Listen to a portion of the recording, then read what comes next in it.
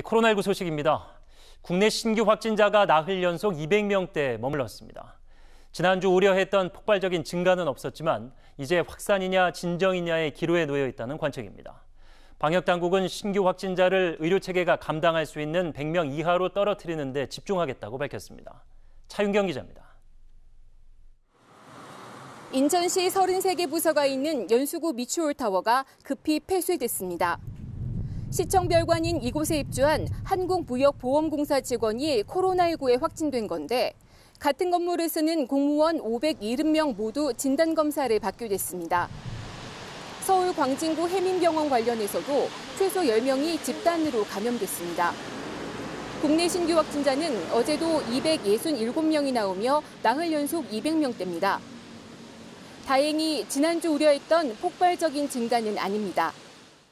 현재까지 지난주에 우려했었던 대규모 유행에 따른 환자 급증 현상이 나타나지 않고 있는 가운데 감소 추세가 이어지고 있습니다.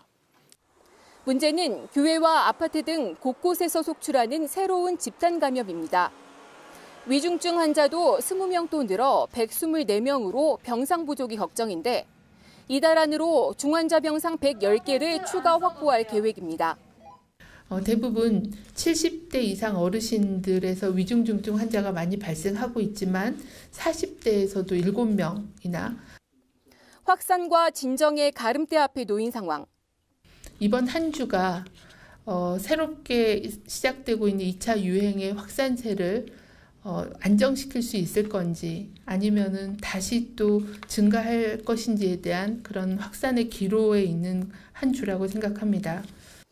방역당국은 신규 확진자 수를 방역망이나 의료 대응 체계가 감당 가능한 100명 이하로 줄이는 게 급선무라고 보고 있습니다. OBS 뉴스 차윤경입니다. 코로나19 확진자가 자택 대기 명령을 받고도 집 밖으로 나오고 교회나 집회 능동 감시자인데도 검사를 거부하는 사람들로 인해 자치단체들이 골머리를 앓고 있는데요. 코로나19 확산 방지 차원에서 무관용 원칙을 적용해 강력 대응하기로 했습니다. 김대영 기자입니다.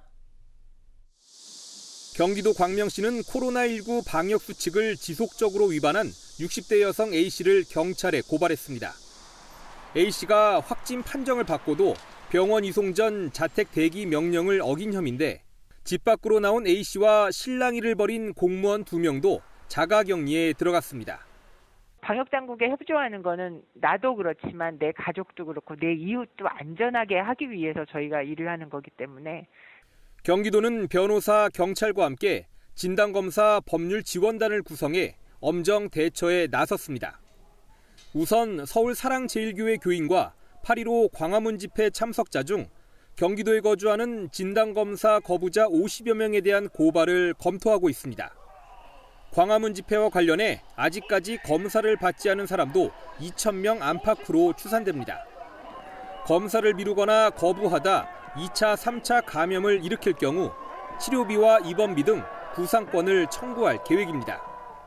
경기도에 진단검사 명령을 받고서도 이에 응하지 않고 있는 검사 거부자들을 확인 그 명단을 작성하여 향후 형사고발 및 구상권 청구 등을 준비하고 있습니다.